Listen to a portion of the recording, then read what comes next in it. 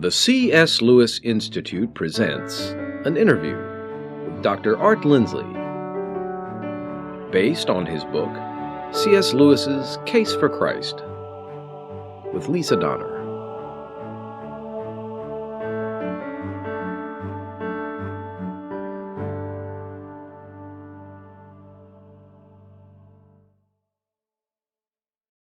What a fun set of topics we have before us today, chapters 7 and 8, Imagination and Miracles.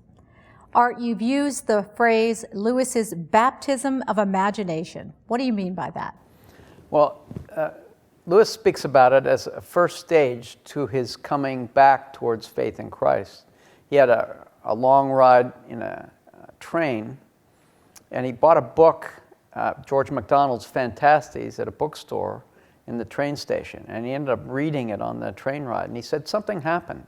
Something jumped off the page and baptized his imagination, and he was never the same ever again. He said it took a long time for the rest of him to catch up, but it was everything was different, and he described the quality that baptized his imagination later on as goodness or holiness. There was something special in this Christian author that it was a fairy story, so it wasn't anything that was directly about Christianity, but there was a quality that bubbled up from the depths that touched him. And he thought that perhaps he could help other people in that way as well. And so you could say that the Narnia Chronicles and some of his other writings could also be used to help prepare people to be able to understand the basic truths of the gospel. And by the way, there are other people in the culture that are trying to baptize the imagination of people for their worldviews. Like, for instance, in Star Wars,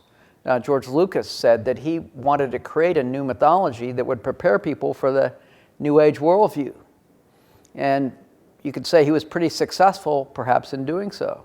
Isn't that what Hollywood does? Aren't they in the business of baptizing our imagination all the time? Yes, but he very consciously was. There's another writer, Philip Pullman, who's an atheist, who wrote a series called The Dark Materials, one of which has been made into a movie, The Golden Compass.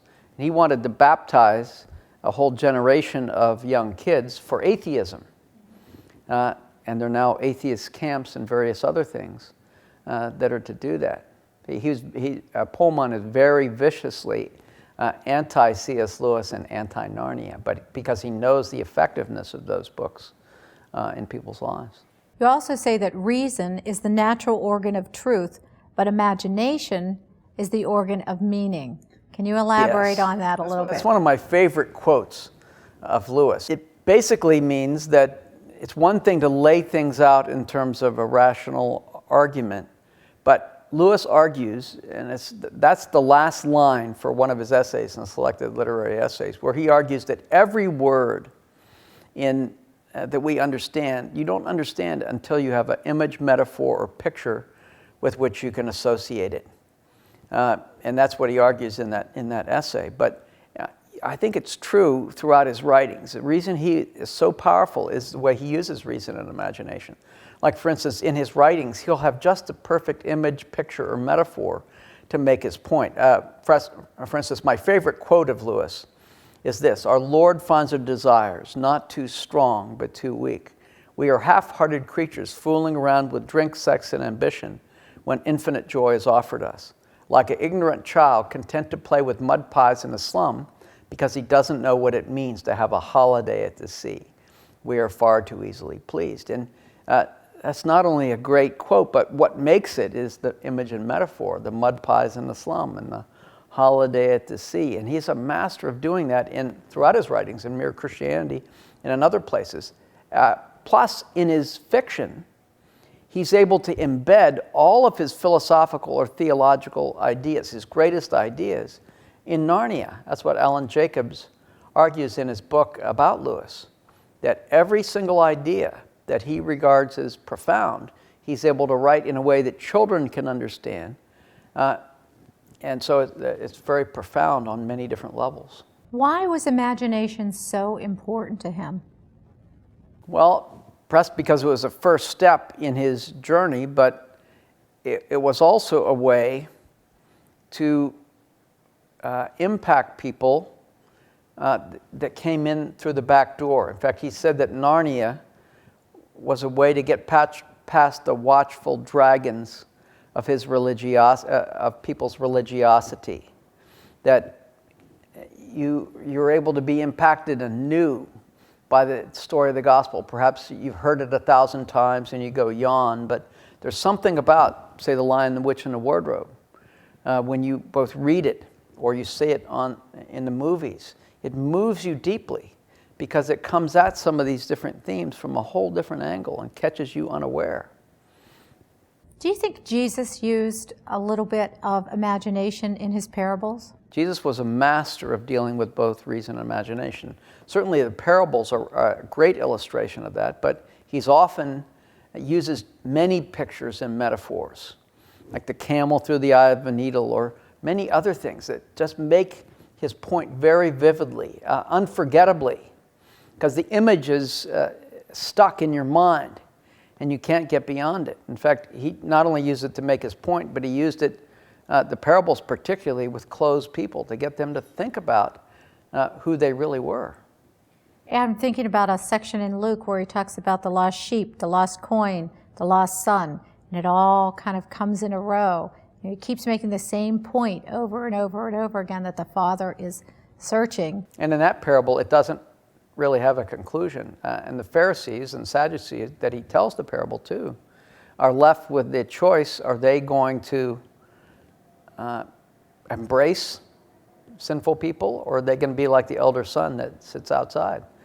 Was C.S. Lewis able to use the imagination to escape to reality or an escape from reality? It's often a charge that fictional novels or things like Narnia are escaped from reality, or like Tolkien's Lord of the Rings. But I think both Lewis and Tolkien saw their works as being an escape to reality, because through those stories you're able to come back to normal life with a whole new sense of how things are. And that's the way it always was with Lewis in reading and dealing with the imagination and reading novels and myths all throughout his life. They enable you to see things that you, more clearly or more vividly that you'd not seen before.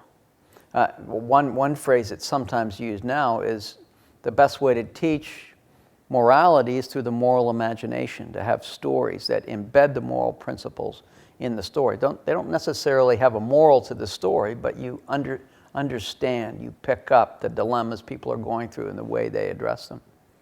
There's no doubt that C.S. Lewis was a master of the imagination, and in a large part, I think that's what he's known for today.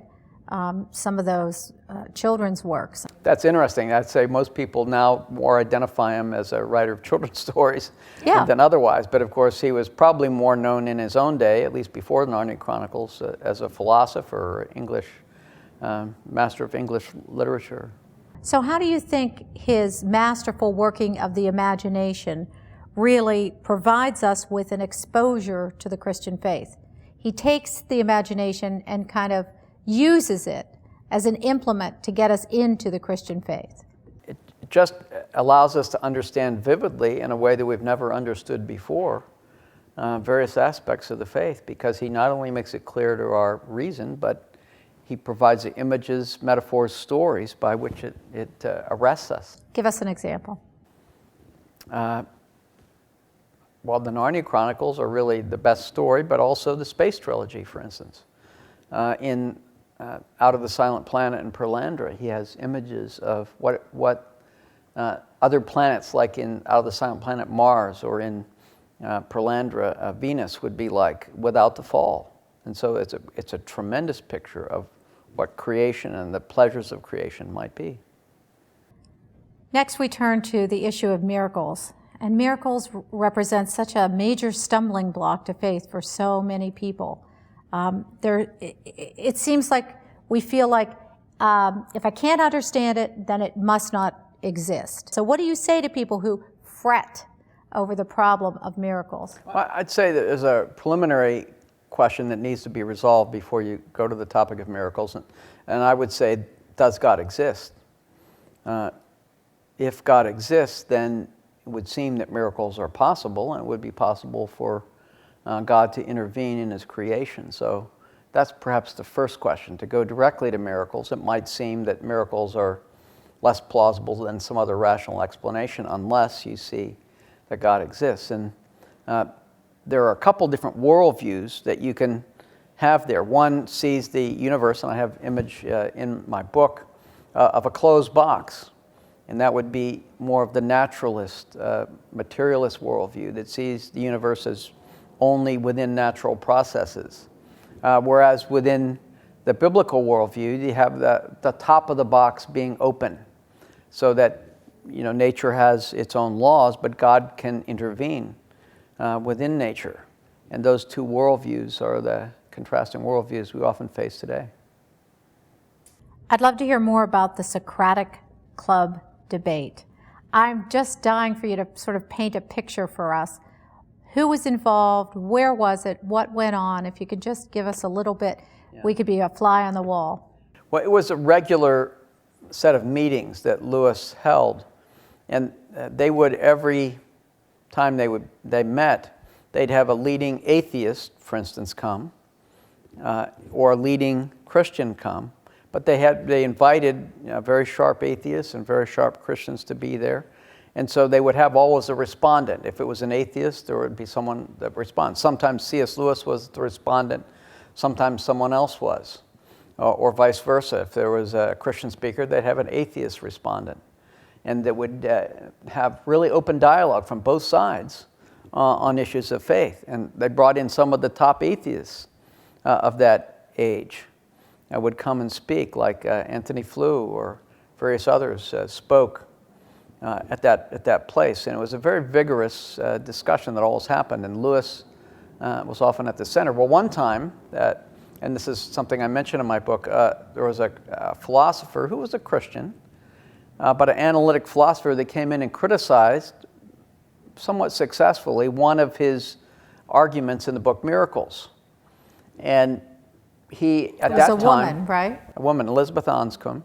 And she came in... I wanted to point that out. Yes, exactly. And she came in and criticized his argument, and even within that scope of that discussion, he admitted that it needed to be modified, and in later editions of Miracles, he did. Well, some people have taken from that debate the idea that afterwards Lewis didn't write any apologetics because he got disillusioned with it, and I think that's false. Jerry Root, who's an expert from Wheaton College, he's written, co-authored the Quotable Lewis, has said about half of his apologetic essays came after that debate. Or people have said that he was disillusioned with writing books on apologetics, and he wrote other things on it. I think that Lewis's argument in Miracles is valid.